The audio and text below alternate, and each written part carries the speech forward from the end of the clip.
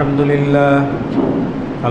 لله نحمده ونستعينه ونستغفره ونؤمن به ونتوكل عليه ونعوذ بالله من شرور أنفسنا ومن سيئات أعمالنا من يهده الله فلا مضل له ومن يضلله فلا هادي له أشهد أن لا إله إلا الله وحده لا شريك له وأشهد أن محمدًا عبده ورسوله أما بعد فإن خير الحديث كتاب الله وخير الهدي هدي محمد صلى الله عليه وسلم وشر الأمور محدثاتها وكل محدثة بدعة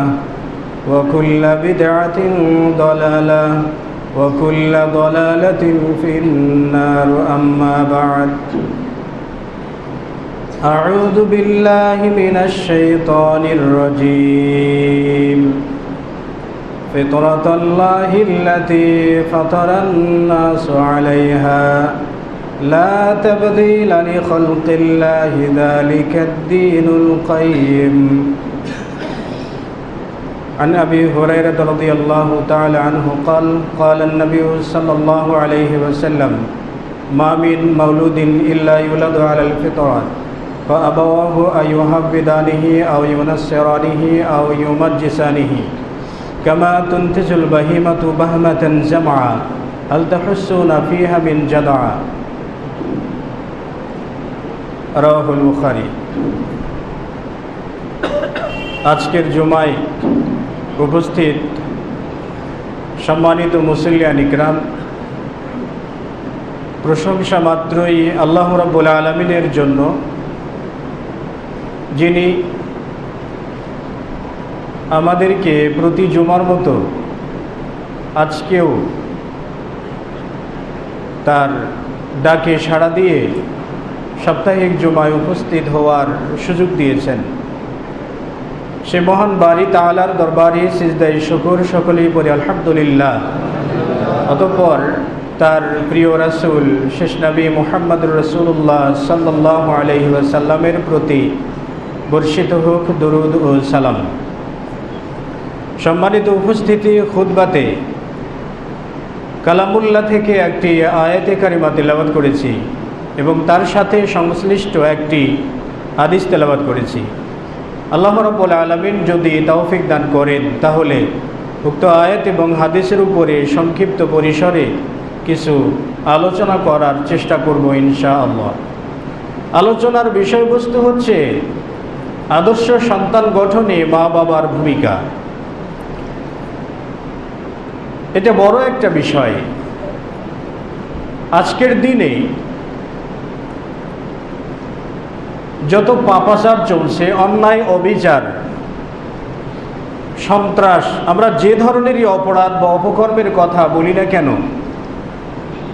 এই অপরাধ বা অপকর্মগুলো সংগঠিত হয় কুসন্তান থেকে, যারা বাবার কুসন্তান তাদের থেকে। তো যদি আমরা প্রত্যেককেই নিজ নিজ দায়িত্বে আমরা নিজেদের সন্তানদেরকে যদি আদর্শবান হিসেবে গড়ে তুলতে পারতাম এবং যদি তাদের মাঝে ধর্মীয় অনুভূতি জাগাতে পারতাম, তাহলে মনে হয় না যে বাংলাদেশে এতটা অপরাধ, এতটা অপকর্ম থাকত। তো মূলে একটি বিষয়, সেটি হলো আমরা আমাদের সন্তানদেরকে আদর্শবান হিসেবে গড়াতে পারি না। এখানে আদর্শবান অনেক রকমের হতে পারে। আদর্শ তো আপেক্ষিক বিষয়। যদি ইসলাম দিয়ে বিচার না করা হয় তাহলে আদর্শটা আপেক্ষিক বিষয়। যেমন ডারউইনের আদর্শ একটা আদর্শ,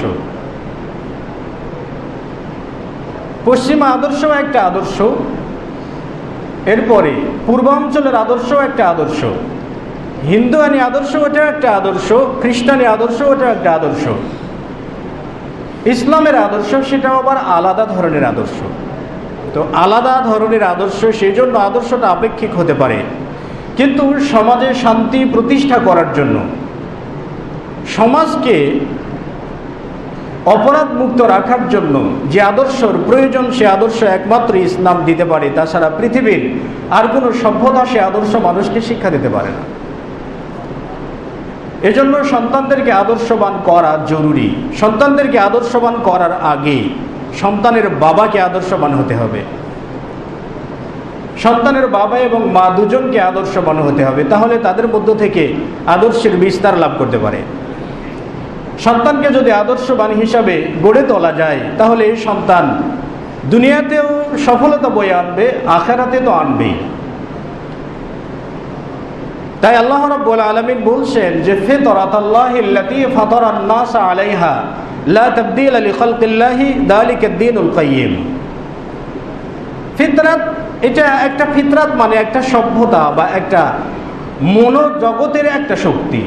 তো ফিতরাতাল্লাহিল্লাতী ফাতারান নাস আলাইহা, এমন ফিতরাত যে ফিতরাতের উপরে আল্লাহ রাব্বুল আলামিন মানুষকে সৃষ্টি করেছেন।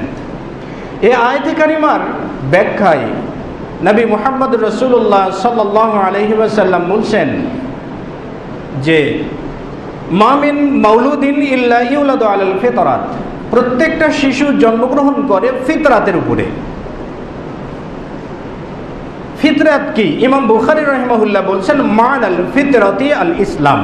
ফিতরাত শব্দের শাব্দিক অর্থ হচ্ছে ইসলাম। ইবনে হাজার আসকালানী রাহিমাহুল্লাহ তিনি ফাতহুল বারীতে উল্লেখ করেছেন মানাল ফিতরাতি আল ইসলাম, ফিতরাতের অর্থই হচ্ছে ইসলাম। তো এখান থেকে বোঝা যায় যে প্রত্যেকটা শিশু জন্মগ্রহণ করে ফিতরাতের উপরে, মানে ইসলামের উপরে, শরীয়তের উপরে, শরঈ মানদণ্ডের উপরে প্রত্যেকটা শিশু জন্মায়। কিন্তু সমস্যা হচ্ছে ফাআবাওয়াহু আই ইউহাব্বিদানিহি আও ইউনাসসিরানিহি আও ইউমাজ্জিসানিহি, কিন্তু তার মা বাবা, শিশুর মা বাবা তাকে ইহুদি বানায়, নাসারা বানায়, অগ্নি পূজক বানায়, সূর্য পূজক বানায়, হিন্দু বানায়, যে কোনো সভ্যতায় সেটা মা বাবার থেকে সে প্রভাবিত হয়। নবী সাল্লাল্লাহু আলাইহি ওয়াসাল্লাম একটা উপমা দিলেন, কামা তুনতিজুল বাহিমাতু বাহমাতান জামা, যেমন একটা চার পাওয়া প্রাণী সুন্দরভাবে একটি সন্তান জন্ম দিতে পারে। হাল তাহুসুনা ফিহা মিন জাদা, চার পাওয়া প্রাণীর সন্তান জন্ম দেওয়াতে কি কোনো ত্রুটি দেখতে পাও? যেমন নবী সাল্লাল্লাহু আলাইহি ওয়াসাল্লাম বুঝাতে চাচ্ছেন যে একজন মানুষ সন্তান জন্ম দিতে পারে, বিবাহ করার পরে স্ত্রী সঙ্গম করলেই সন্তান হয়, সন্তান জন্ম দিতে পারে, বৈধ পন্থায়ও দিতে পারে, অবৈধ পন্থায়ও দিতে পারে। একজন পুরুষও সন্তান জন্ম দিতে পারে, মানুষও দিতে পারে, একটা ছাগলও সন্তান জন্ম দিতে পারে, একটা দুম্বাও সন্তান জন্ম দিতে পারে, কুকুরও সন্তান জন্ম দিতে পারে। তো হাল তাহুসুনা ফিহা মিন জাদা, চার পাওয়া প্রাণীর সন্তান জন্ম দেওয়াতে কি কোনো ত্রুটি আছে? ত্রুটি নেই। তাহলে সন্তান জন্ম দেওয়ার ক্ষমতার যদি বিচার করা হয়, তাহলে মানুষের চাইতে কুকুরের ক্ষমতা বেশি। কারণ কুকুর একবারে 6টি সন্তান জন্ম দিতে পারে, মানুষ একটির বেশি দিতে পারে না। তাহলে দেখা যাচ্ছে কুকুরের সন্তান জন্ম দেওয়ার শক্তি বেশি।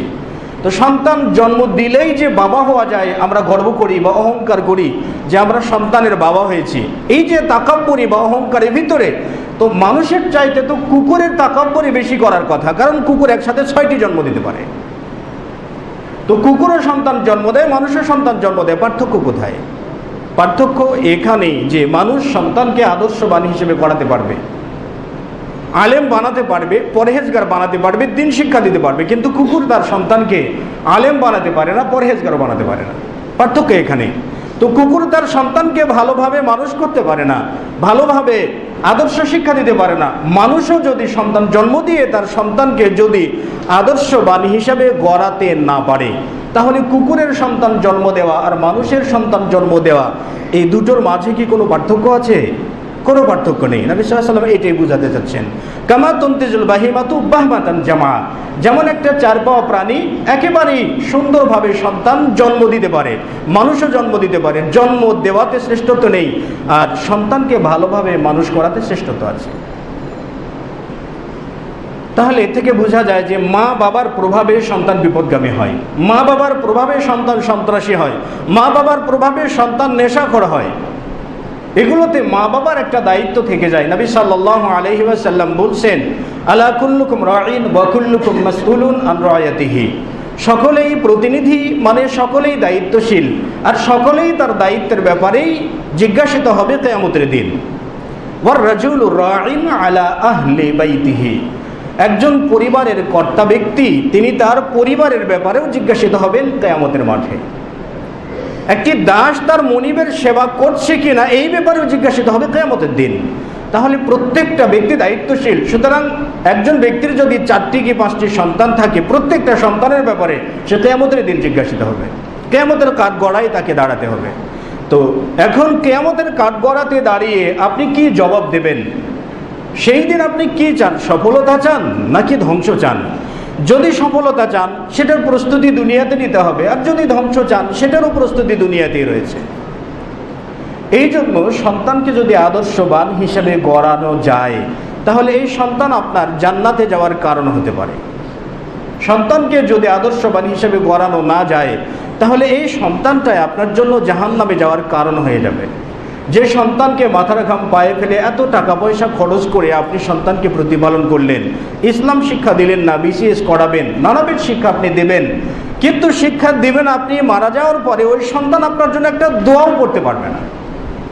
এই সন্তান আপনাকে কিয়ামতের দিন আল্লাহ রাব্বুল আলামিনকে বলবে, আমার বাবা যে আছে না বদমাইশ, এই বদমাইশ কোনোদিন আমাকে সালাতের কথা বলেনি, দিন শিক্ষা দেয়নি, তো তাকে জাহান্নামে না দেওয়া পর্যন্ত আমি তার সন্তান আমি জাহান্নামে যাব না, আগে তাকে দাও, তার উপর দিয়ে আমি যাব। তো সেই জন্য সন্তানকে সেভাবেই প্রতিপালন করা দরকার। তো যাই হোক, সন্তানকে সঠিকভাবে প্রতিপালন করার জন্য কতগুলো নীতিমালা থাকে, কতগুলো পরিকল্পনা থাকে। যেমন পরিবার পরিকল্পনা আছে। পরিবার পরিকল্পনা বলতে আমরা যেটা বুঝি, ভুল বুঝি। আসলে পরিবার, আপনি পরিবার গঠন করবেন, আপনার পরিকল্পনা লাগবে। পরিকল্পনা ছাড়া কখনো পরিবার হয় না। তবে পরিবার পরিকল্পনার নামে যে ধোঁয়াটা তুলে দেওয়া আছে এটা পাশ্চাত্য সভ্যতা। পরিবার পরিকল্পনার নামে সন্তান নেবেন না, তো সন্তান নেবেন না তো আপনি পরিকল্পনা কি করছেন? সন্তানই নেবেন না, পরিকল্পনা কি করছেন? আপনি ঘোড়ার ডিম করেছেন পরিকল্পনা। 4টি সন্তান নিন, তারপরে পরিকল্পনা করুন কি করে মানুষ করা যায়। আর তারা বলছে 1টি হলে ভালো, তো 1টি সন্তান নেবেন, ওর পরিকল্পনা কি করবেন? ও আকাশের তারা চাইলে আপনি তারকাও দিবেন, চাইলে জীবনটাও দিয়ে দিবেন, তো ওই সন্তান বেয়াদব হবে না তো কে হবে?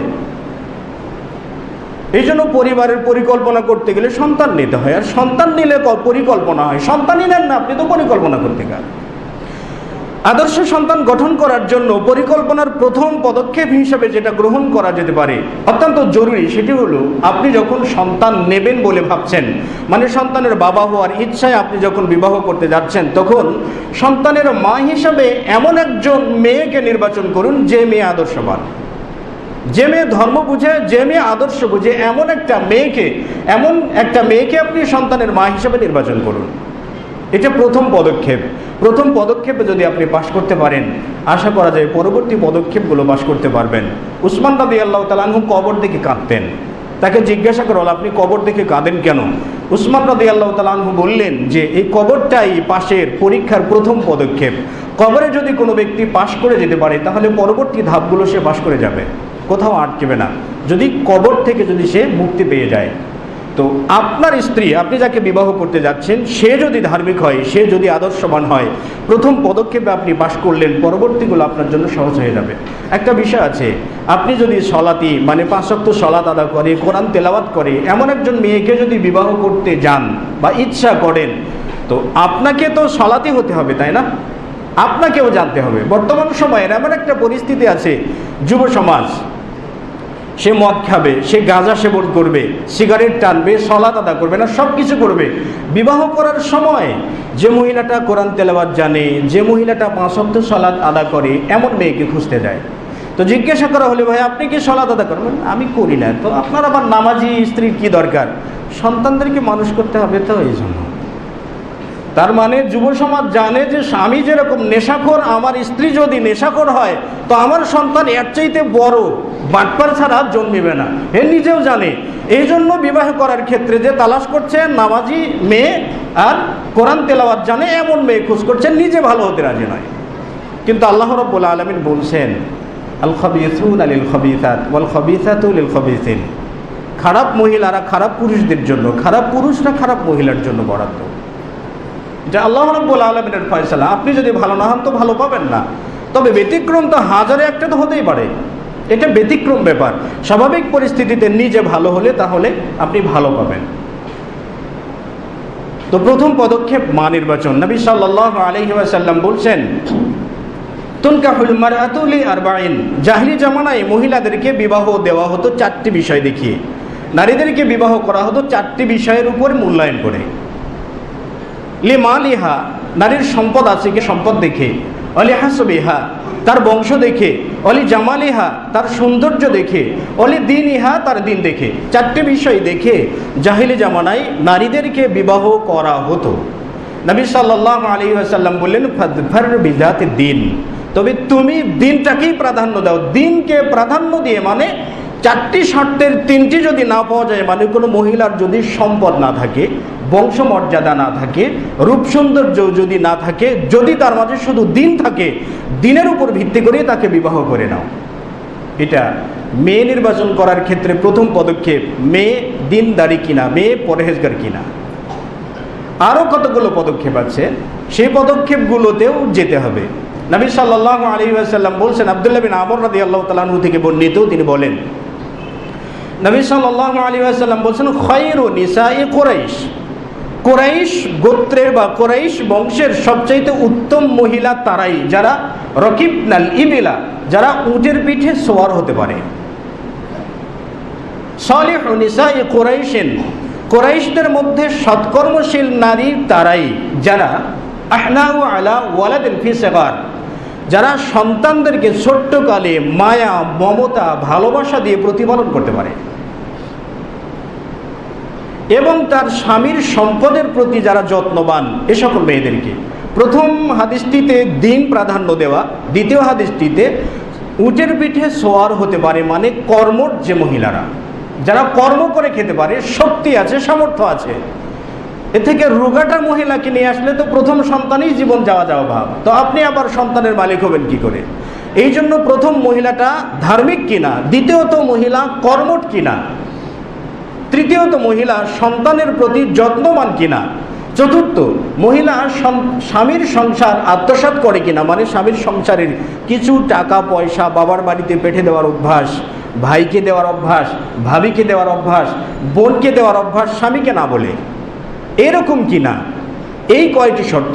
আরেকটি শর্ত আছে, নবী সাল্লাল্লাহু আলাইহি ওয়াসাল্লাম বলছেন, তাজাওয়াজুল ওয়ালুদা ওয়াল ওয়াদুদ, তাজাওয়াজুল ওয়ালুদাল ওয়াদুদা, তোমরা সে সকল নারীদেরকেই বিবাহ করো যে সকল নারীরা অতি প্রেমময়ী এবং বেশি সন্তান জন্ম দিতে পারে।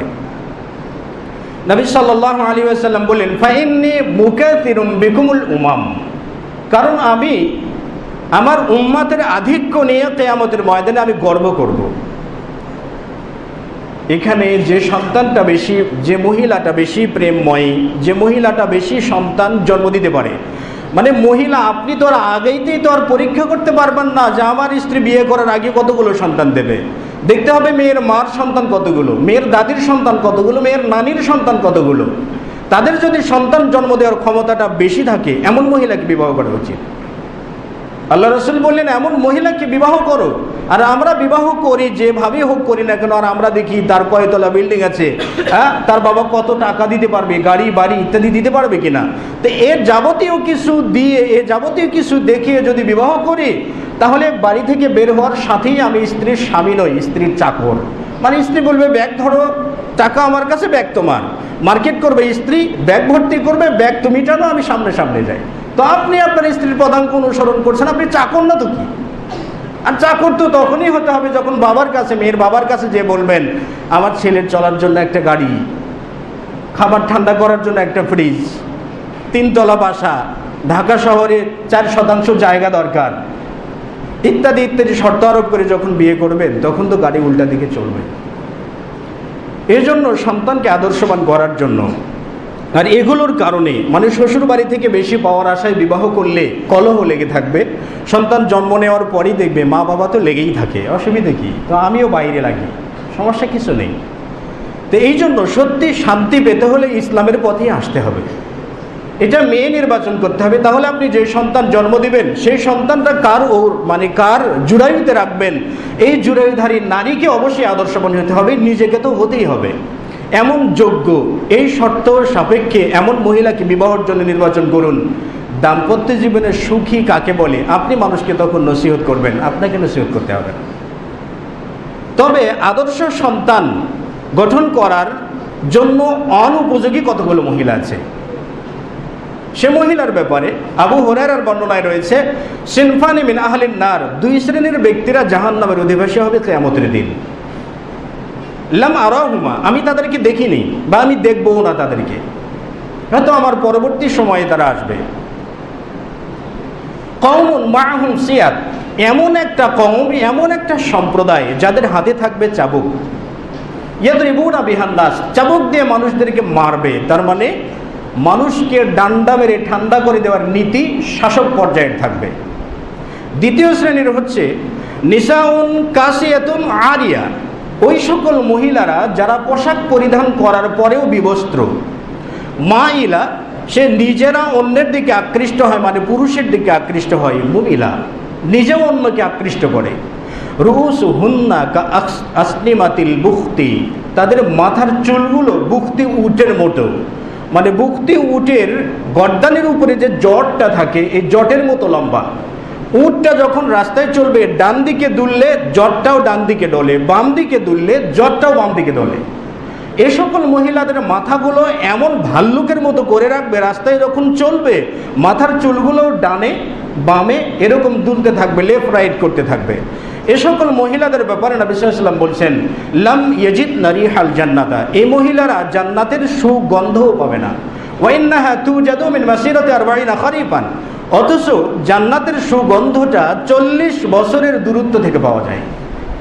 এ মহিলারা জান্নাতের গন্ধও পাবে না।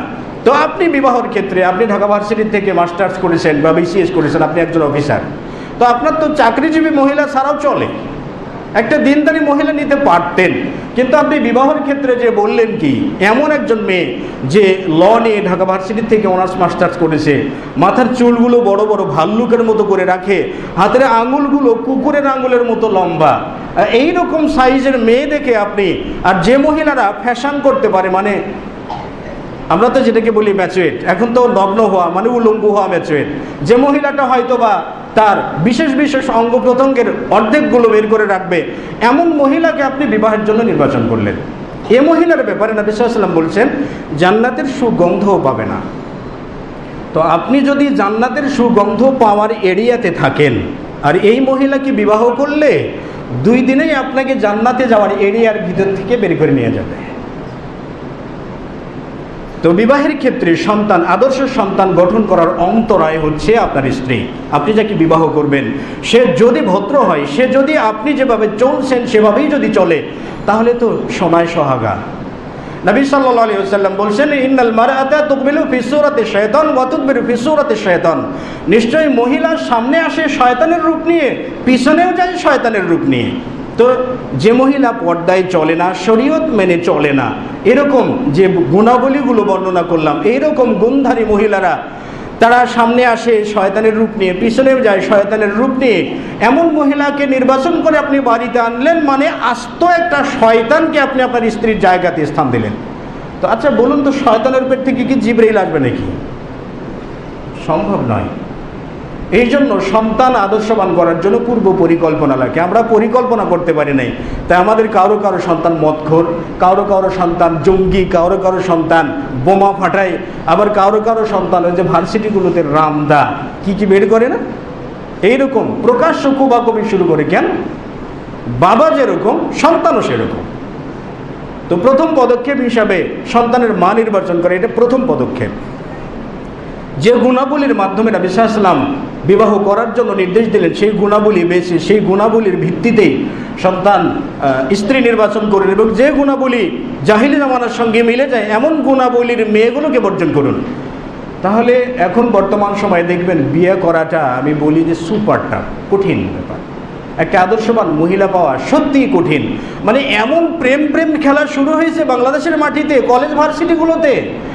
এই ঢাকা ভার্সিটি সহ ঢাকা শহরে যে কয়টা ভার্সিটি আছে তার মধ্যে 55% মহিলারা সমকামী, 55% কলেজ ছাত্রীরা সমকামী। এর মধ্যে আবার দেহ ব্যবসায়ী আছে, তো আপনি ভালো মেয়ে নির্বাচন করতে গেলে যাবেন কোথায়? পাওয়া কঠিন, তবে পাবেন না এমন না, পাওয়া তো যাবেই। আপনি যদি ভালো হন, আপনার জন্য তো ভালো আল্লাহ রাব্বুল আলামিন বরাদ্দ রেখেছেন, হয়তো সেটা পেতে একটু কষ্ট হতে হবে বা নিজের জন্য ধৈর্য ধারণ করতে হবে, আল্লাহ রাব্বুল আলামিনের কাছে চাওয়া লাগবে। তো প্রথম পদক্ষেপ মা নির্বাচন করার পরে বিবাহ বন্ধনে আবদ্ধ হলেন কোনো শর্ত ছাড়া। শরীয়ত যেভাবে বলছে আপনাকে সেভাবে আপনি বিবাহ বন্ধনে আবদ্ধ হলেন। এরপরে বিবাহ করার পরে কার কাছে সন্তান চাইতে হবে? আল্লাহ রাব্বুল আলামিনের কাছে সন্তান চাইতে হবে। কিভাবে সন্তান চাওয়ার পদ্ধতিটাও বলে দিলেন। একজন বলছে, হুজুর আমার সন্তান হয় না, আমার জন্য একটু দোয়া করবেন। মাজারে যে বলছে আমার সন্তান হয় না, বাবাজি একটু সন্তান দিন। পীরের কাছে যে বলছে, বাবাজি আমার সন্তান হয় না, আপনি একটু সন্তান দিন। তো পীর আপনাকে বলে দিছে, যান আপনি আপনার স্ত্রীকে পাঠাবেন আমার কাছে। তো স্ত্রীকে পাঠালে গোপন পদ্ধতিতে পীর সাহেব সন্তান দিচ্ছেন, অসুবিধা হয়? কথা না, কারণ মানুষের পক্ষে সন্তান দেওয়ার ক্ষমতাই তো নেই, আল্লাহ রাব্বুল আলামিন দেবেন। জাকারিয়া আলাইহিস সালাতু ওয়াস সালাম বার্ধক্য বয়সে উপনীত হলেন এবং তিনি সন্তান পেলেন না। আল্লাহ রাব্বুল আলামিনের কাছে ফরিয়াদ করে বললেন যে রব্বি লা তাযারনি ফারদা ওয়া আনতা খায়রুল ওয়ারিসিন, হে আল্লাহ আপনি আমাকে একা ছেড়ে দিয়েন না, আপনি তো উত্তম ওয়ারিস দাতা, উত্তরাধিকারী দাতা। আপনি তো উত্তরাধিকারী দাতা, আপনি থাকতে আপনি আমাকে কেন একা ছাড়বেন? আমাকে সন্তান দিন। রব্বি হাবলি মিন লাদুনকা যুররিয়াতান তাইয়্যিবাতান ইন্নাকা আনতাস সামিউদ দুআ। জাকারিয়া আলাইহিস সালাতু ওয়াস সালাম শর্ত আরোপ করলেন, রব্বি হাবলি, তুমি আমাকে দাও, মিন লাদুনকা তোমার পক্ষ থেকে, যুররিয়াতান তাইয়্যিবাতান, তাইয়্যিব শব্দের অর্থ হলো পবিত্র। তো এমন সন্তান যে সন্তান পবিত্র, পবিত্র সন্তান তুমি আমাকে দাও। আল্লাহ রাব্বুল আলামিন বলে দিলেন, ফেরেশতার মাধ্যমে বলে দিলেন। যখন জাকারিয়া আলাইহিস সালাতু ওয়াস সালাম মসজিদের মিহরাবের মধ্যে তিনি সালাতেরত ছিলেন, তখনই তাকে বলে দেওয়া হলো যে আল্লাহ রাব্বুল আলামিন তোমাকে সুখবর দিয়েছেন। জাকারিয়া আলাইহিস সালাতু ওয়াস সালাম আটকে উঠলেন, কি ব্যাপার, আমি বুড়া হয়ে গেছি, আমার ছেলে সন্তান হবে, তার নামও বলে দিলেন যে ইয়াহিয়া, মানে আমার সন্তান ইয়াহিয়া নাবী সৎকর্মশীল, সেটা বলে দিলেন। তো আমি তো বয়স্ক, বার্ধক্যে উপনীত হয়েছি, চুলগুলো সাদা, আমার স্ত্রী তো বন্ধা, কি করে হবে? আল্লাহ রাব্বুল আলামিন জাকারিয়াকেও সন্তান দিয়েছেন। ইব্রাহিম আলাইহিস সালাতু ওয়াস সালাম চেয়েছিলেন, রব্বি হাবলি মিনাস সলিহিন, হে আল্লাহ আপনি আমাকে সৎকর্মশীলদের অন্তর্ভুক্ত একটা নেক সন্তান দান করুন। তো সন্তান চাওয়ার জন্য নেক সন্তান চাইতে হয়। সন্তান চাওয়ার আগেই আল্লাহ যদি আমার এই সন্তান দেয়, তো আমি এগুলো করবো, ডক্টরেট করাবো, ইত্যাদি করাবো, মানে আলেম বানাবেন সেই নিয়তটা নেই। তো নিয়ত যদি না থাকে তো আগে থেকেই করবো। তো আল্লাহ রাব্বুল আলামিনের দরবারে সন্তান চাইতে হবে একেবারে কায়মনে। তো সন্তান চাওয়ার জন্য শর্ত আছে, সেটা হলো কি, আল্লাহ রাব্বুল আলামিনকে ডাকতে হবে। তো আল্লাহ রাব্বুল আলামিনকে ডাকতে গেলে তো সলাতের মাধ্যমে ডাকতে হবে, তাই না? তো নামাজ পড়েন না, আল্লাহ রাব্বুল আলামিনের কাছে নেক সন্তান চাইবেন, আল্লাহর এত দায় পড়ে না যে আপনাকে খুঁজে খুঁজে আপনাকেই দেবে। মানে আপনি আল্লাহ তাআলাকে ডাকবেন না আর আল্লাহ রাব্বুল আলামিন আপনার কথা শুনবেন।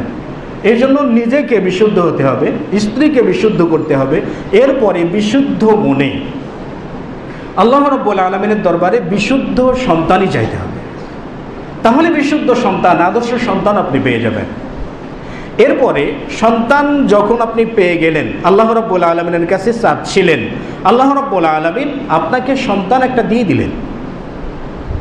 সন্তান দিয়ে দিলেন, 7 দিনে আকিকা করতে হয় সেটাও জানেন।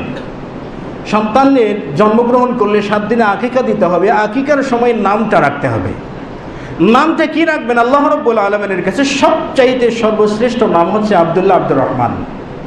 আর এখনকার সময়ে বলে, হুজুর একটু নাম রেখে দিন আমার সন্তানের জন্য। বললাম আব্দুল্লাহ আব্দুর রহমান, এই নামগুলো আবার বুড়া বুড়া লাগে। তো মানে তার কথাই এটাই বুঝতে পারি যে আসলে আব্দুর রহমান নামক সন্তানগুলো মায়ের পেট থেকে বুড়া জন্মে, ওরা কখনো আর শিশু থাকে না। এই জন্য আবার শর্ত আরোপ করে, ফোন করে বলে, হুজুর আমার সন্তানের জন্য একটা নাম দিন, সেই নামটা আবার 2 অক্ষরে, আবার আধুনিকতার সাথে সঙ্গতিপূর্ণ। মানে এইরকম বিপদে ওলামাগণ আর কখনো পড়েন না, বিশেষ করে নামের ব্যাপারে।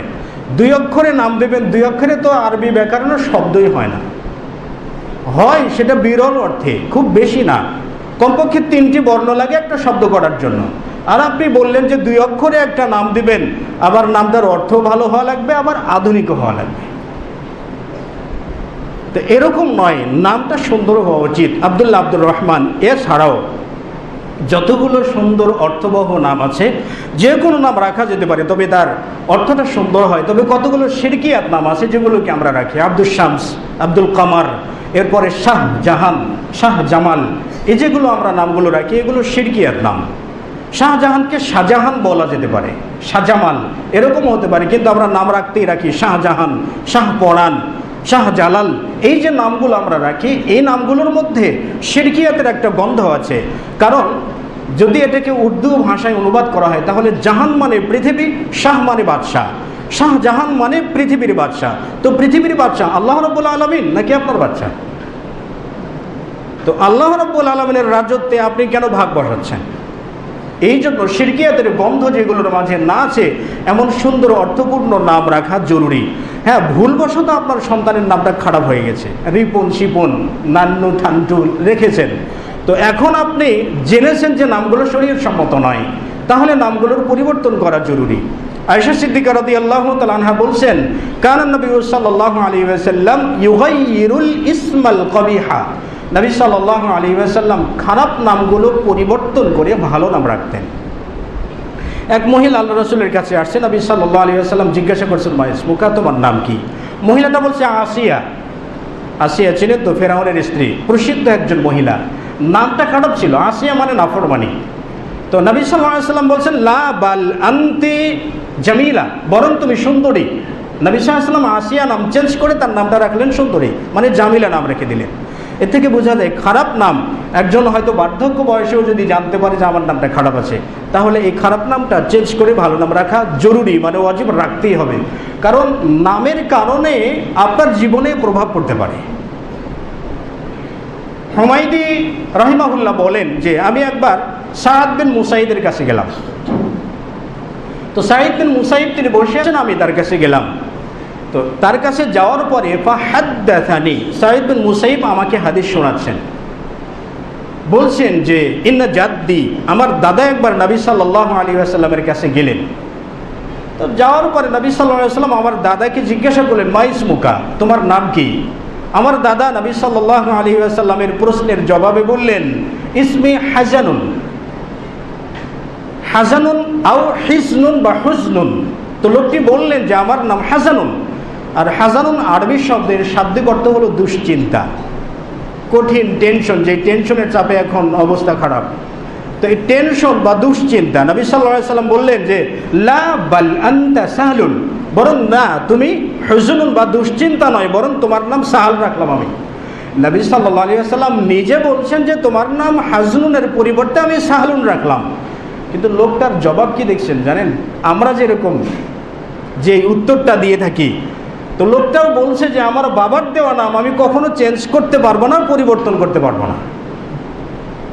আমরা তো বলি যে বাপ দাদা আকিকা করে নাম দিয়েছে, যথাসাধ্য ব্যাপার, মানে নামটা ক্রয় করতে মনে হয় কোটি টাকা লাগে, সেটা চেঞ্জ করা যাবে না। তো মা বাবা আকিকা করে নাম দিয়েছে, এটা চেঞ্জ করতে পারবো না, লোকটি তাই বললেন। মানে সাঈদ বিন মুসাইব একজন বিখ্যাত তাবেঈন, তার দাদা। নবী সাল্লাল্লাহু আলাইহি ওয়াসাল্লাম বললেন যে আরে চেঞ্জ তো করলো না, হতে পারে তো তার সারা জীবনে তার দুশ্চিন্তা লেগেই থাকতে পারে। সাঈদ বিন মুসাইব বলছেন নবী সাল্লাল্লাহু আলাইহি ওয়াসাল্লামের ওই বৈঠক থেকে নিয়ে শুরু করে আমার দাদার ইন্তেকাল করা পর্যন্ত দুশ্চিন্তা আমার পরিবারের সবসময়ের জন্য লেগেই থাকতো। নবী সাল্লাল্লাহু আলাইহি ওয়াসাল্লাম চেঞ্জ করতে চেয়েছিলেন, চেঞ্জ করলেন না। এই জন্য খারাপ নাম যদি কারো থেকে থাকে সেই খারাপ নামগুলো চেঞ্জ করতে হবে, চেঞ্জ করে পরিবর্তন করে ভালো নামগুলো রাখতে হবে। এটা প্রথম ধাপ। সন্তানের ভালো একটি নাম দিন, বরকতপূর্ণ নাম দিন, যে নামের মধ্যেও বরকত থাকে, এমন নাম দিয়ে সন্তানের নাম রাখুন। এটার প্রভাবে সন্তানটা হয়তো সহজেই দিনদারির পথে চলে যাবে। সন্তানের নাম রাখার পরে সন্তান যখন হাঁটি হাঁটি পা করে হয়তো বা ডাকা শিখলো, আপনাকে আব্বু বলে ডাকছে, মাকে মা বলে ডাকছে, দাদিকে দাদি বলে ডাকছে, এরকম ডাকা শিখছে, প্রথমেই আপনার সন্তানের সঙ্গে পরিচয় করিয়ে দিন স্বয়ং আল্লাহ রাব্বুল আলামিনকে। যে আল্লাহ রাব্বুল আলামিন আপনাকে সন্তান দিয়েছেন, যে আল্লাহ রাব্বুল আলামিন আপনাকে সৃষ্টি করেছেন, সে আল্লাহর পরিচয়টা তার কাছে দিয়ে দিন। লুকমান হাকিম তিনি বলছিলেন, তার সন্তানদেরকে ডেকে বলছিলেন যে ওয়াইদ ক্বালা লুকমানু লিইবনিহি ওয়া হুয়া ইয়াইদুহু ইয়া বুনাইয়া লা তুশরিক বিল্লাহ। প্রথম নসিহত লুকমান হাকিম তার সন্তানদেরকে বললেন যে লা তুশরিক বিল্লাহ, আল্লাহর সাথে কাউকেই শরীক করবে না। ইন্না শিরকা লাযুলমুন আযীম, নিশ্চয়ই আল্লাহ রাব্বুল আলামিনের সাথে শিরক করাটা মহা অত্যাচার।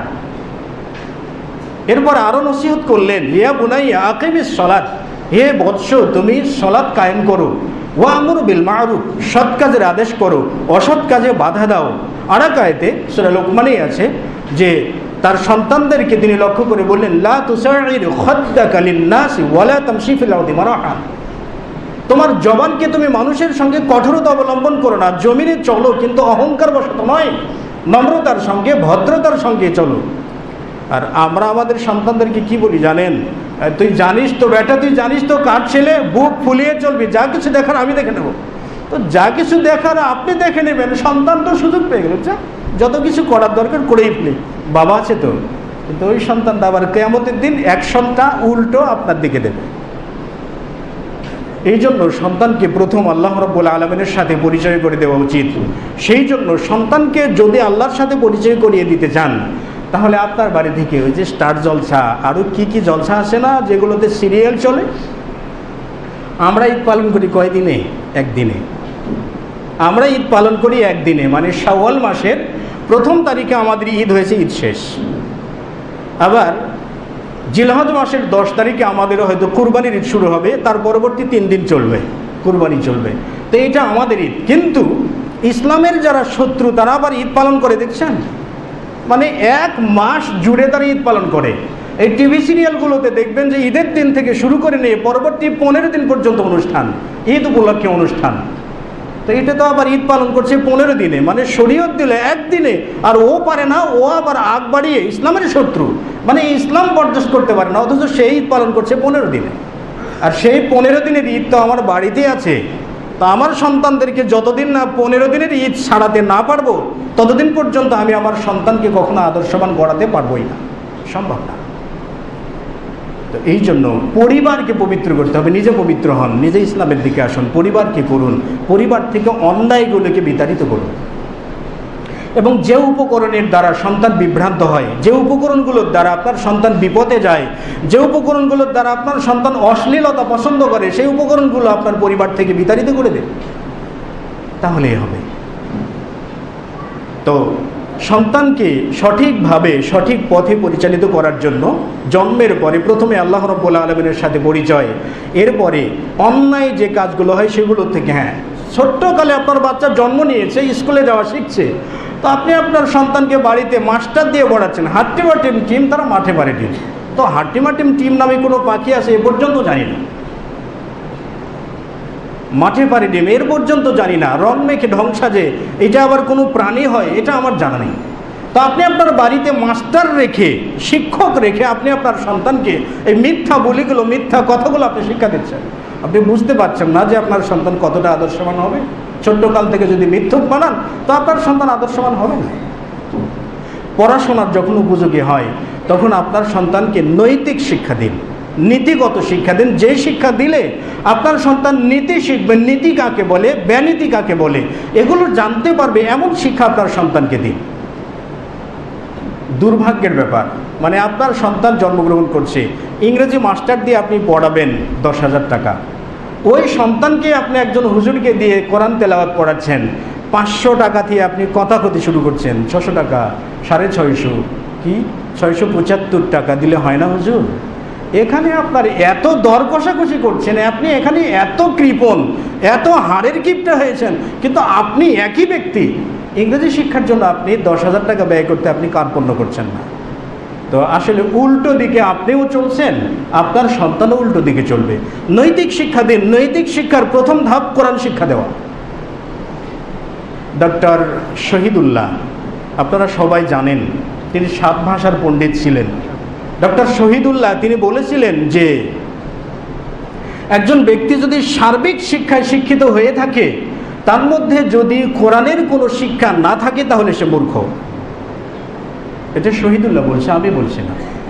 তো ডক্টর শহীদুল্লাহর কথাকে যদি সামনে নিয়ে আসা যায়, আপনার সন্তানকে অনেক পড়াশোনা করালেন, কিন্তু কোরআন শিক্ষা যদি আপনার সন্তানের মধ্যে না থাকে, ডক্টর শহীদুল্লাহর পরিভাষা অনুযায়ী সে ব্যক্তি মূর্খ, সে শিক্ষিত নয়। এই জন্য নৈতিক শিক্ষার প্রথম ধাপ কোরআন শিক্ষা দিতে হবে। কোরআন শিক্ষা দিন প্রথমেই। কোরআন শিক্ষা দিলে কি হবে? আপনার সন্তান নীতিবোধ জাগবে। এই যে বর্তমান সময়ে কতকগুলো ব্যক্তিবর্গ আছেন টক শোতে যে বলেন যে মাদ্রাসা থেকে জঙ্গি হয় ইত্যাদি, মাদ্রাসা থেকে অপরাধী হয়, আল্লাহর কসম করে বলছি মাদ্রাসার যারা ছাত্র, কতগুলো করুণ ইতিহাস আছে যেগুলো আমরা আপনাদের সামনে বলি না। আমাদের মাদ্রাসার ছেলে, মাদ্রাসাতে যে সকল ছাত্ররা পড়ে, এমন শত শত ছাত্র আছে গত রমজানে ঢাকা শহরে রিক্সা চালিয়ে সারা বছরের খরচ জোগাড় করেছে। চাঁদাবাজি করলে একদিনের চাঁদাতে বছর চলে যাবে, রমজান মাস তাদেরকে রিক্সা চালাতে হবে না। এরকম শত শত ছাত্র ঢাকা শহরে আসে রমজানে রিক্সা চালাতে। আর আমরা তো রমজান উপলক্ষে বিভিন্ন রকমের খাবার জোগাড়ের ধান্দায় থাকি। ইফতারি করতে লাগে 1000 টাকা, 10 পদের ইফতার ছাড়া আমাদের ইফতার হয় না। আর এই মাদ্রাসার ছেলেগুলো রিক্সা চালিয়ে তাদের টাকা রোজগার করে বছরের খরচটা সংগ্রহ করে নিয়ে আসে। সেই জন্য পুলিশ প্রধান আইজিপি মহোদয়কে সত্যি সত্য যেটা তিনি বলছেন, বারংবার সেই কথাটাই ভেসে আসছে যে মাদ্রাসা থেকে কখনো জঙ্গি জন্ম নেয় না, জঙ্গি জন্ম নেয় আভিজাত্য পরিবার থেকে এবং জঙ্গি জন্ম নেয় প্রাইভেট ভার্সিটিগুলো থেকে। আর কতদিন মাদ্রাসার পিছনে লেগে থাকবেন? তো মাদ্রাসায় পড়ালে সন্তান কখনো খারাপ পথে যায় না, সন্তান কখনো বিপথে যায় না। তো প্রথম ধাপে আপনি কোরআন তেলাওয়াত শিক্ষা দিন। প্রথম ধাপেটি নবী সাল্লাল্লাহু আলাইহি ওয়াসাল্লাম বলছেন, উকবা বিন আমের থেকে বর্ণিত, তিনি বলেন যে একবার নবী সাল্লাল্লাহু আলাইহি ওয়াসাল্লাম মসজিদের বারান্দায় মানে সুফাতে আসলেন, আমরা মসজিদে বসে আছি। নবী সাল্লাল্লাহু আলাইহি ওয়াসাল্লাম বলছেন যে আয়ুহিব্বু আহাদুকুম, তোমাদের কেউ কি চায় যে বুতহান নামক বা আকিক নামক জায়গাতে যাবে, দুটো লাল বর্ণের উন্নত মানের উটনি বিনে পয়সায় কোনো রক্তপাত ছাড়া, আত্মীয়তার সম্পর্ক ছিন্ন করা ছাড়াই পেয়ে যাবে বিনে পয়সায় পুরস্কার। এমনকি কেউ আছো যে দুটো উটনি পাবে আর নেবে? তো সাহাবীরা বললেন, ইয়া রাসূলুল্লাহ কুল্লুনা নুহিব্বু যালিকা, আমরা তো সবাই চাই, সবাই চাই। আল্লাহ রাসূলের সাহাবীরা বলছেন সবাই চায়, আর আমরা তো বাঙালিরা সব কিছুই চাই। তো নবী সাল্লাল্লাহু আলাইহি ওয়াসাল্লাম বলছেন যে তোমরা কি চাও যে মসজিদে যাবে, যে একটি অথবা দুটি কোরআনুল কারীমের আয়াত শিক্ষা গ্রহণ করবে অথবা অন্যকে শিক্ষা দেবে? দুটি আয়াত শিক্ষা গ্রহণ করা দুটি উটনির চাইতে উত্তম, 3টি আয়াত শিক্ষা করা 3টি উটনি বিনে পয়সায় পাওয়ার চাইতে উত্তম, 4টি আয়াত শিক্ষা গ্রহণ করা 4টি উটনি বিনে পয়সায় পাওয়ার চাইতে উত্তম। এই যে ব্যাখ্যাটাকে যদি আধুনিকায়ন করা হয়, সেই সময় তো উটনি ছিল উত্তম বাহন, আর আজকের যুগে উটনি নয়, আজকের যুগে বিমান বাহন, অনেক রকমের গাড়ি নেমেছে। তো অর্থটা যদি এভাবে করা হয় যে একটি আয়াত শিক্ষা করা একটি বিমান বিনে পয়সায় পাওয়ার চাইতে উত্তম, দুটি আয়াত শিক্ষা করা দুটি বিমান বিনে পয়সায় পাওয়ার চাইতে উত্তম।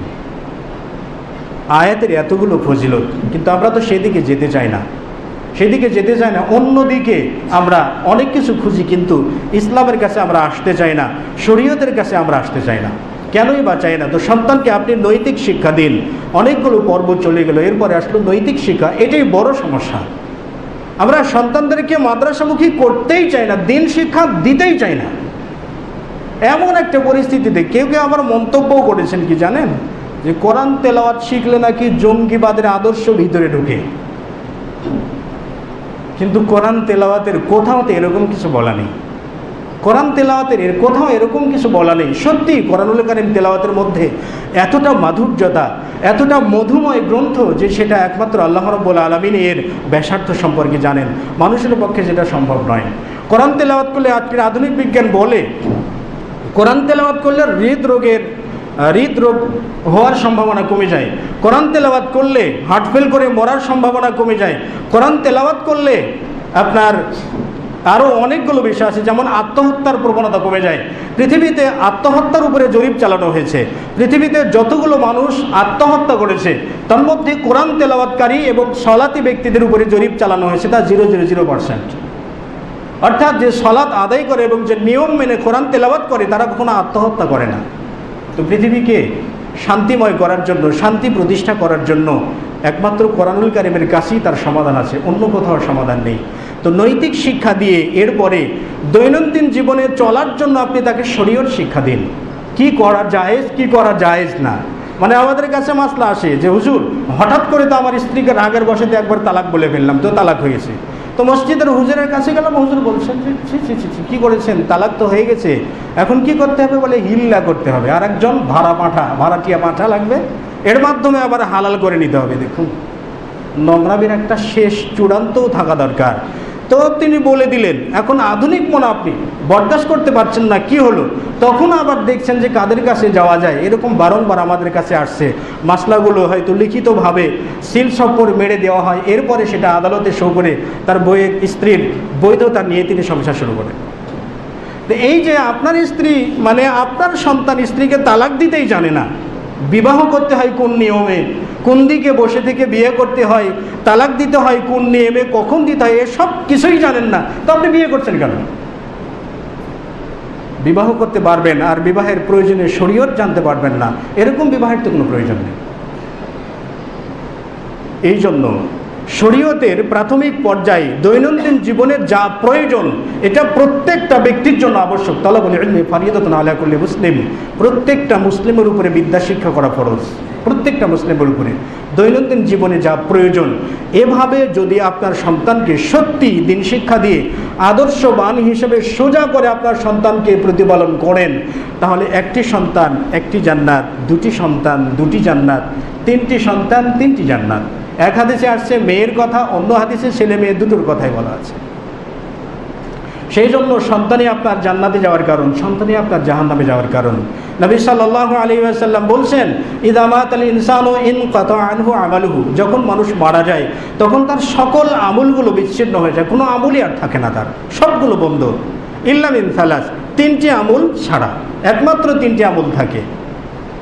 এই তিনটি আমলের মধ্যে ইল্লা মিন সাদাকাতিন জারিয়াতিন, একটি সদকায়ে জারিয়া, মানে এমন সাদকা যেটা আপনি রেখে গেলে চলমান থাকবে।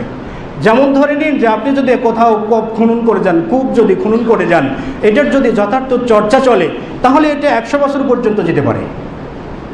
অনুরূপভাবে কোনো মসজিদ যদি করে যান, মসজিদের যতদিন সালাত হবে ততদিন পর্যন্ত কবরে শুয়ে থেকে আপনি এর সওয়াব পাবেন। এগুলো সাদাকাতে জারিয়া। তো ইল্লা মিন সাদাকাতিন জারিয়াতিন, একটি হলো প্রথমটি সাদকায়ে জারিয়া, দ্বিতীয় আও ইলমিন ইউনতাফাউ বিহি, অথবা এমন বিদ্যা যে বিদ্যার দ্বারা জাতি উপকৃত হতে পারে।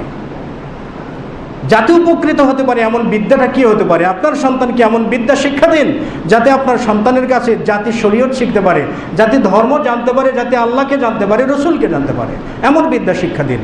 আও ইলমিন ইউনতাফাউ বিহি আও ওয়ালাদিন সালিহিন, সর্বশেষ বললেন অথবা সৎকর্মশীল একটি নেক সন্তান, ইয়াদউ লাহু, যে সন্তান তার জন্য দোয়া করবে। তো আলোচনার যতগুলো বিষয় বললাম, আদর্শবান সন্তান গঠন করলে লাভ আপনার সন্তানিকতে আমার লাভ খুব একটা বেশি হবে না। আদর্শবান সন্তান গড়াতে পারলে, দিন শিক্ষা দিতে পারলে, সৎকর্মশীল সন্তান গড়াতে পারলে আপনারই লাভ। দুনিয়াতে থাকলে আপনার কথার কখনো অবাধ্য হবে না। আপনি ডান বললে সন্তান বাম দিকে যাবে না, আপনি ডান বললে ডানেই যাবে, আপনি যদি বসে থাকতে বলেন সেখানেই বসবে, যা বলবেন সন্তান তাই শুনবে। আপনি যখন ইন্তেকাল করবেন না, ইন্তেকাল করার পরে হয়তোবা জানাজার সামনে সন্তানই দাঁড়িয়ে যাবে।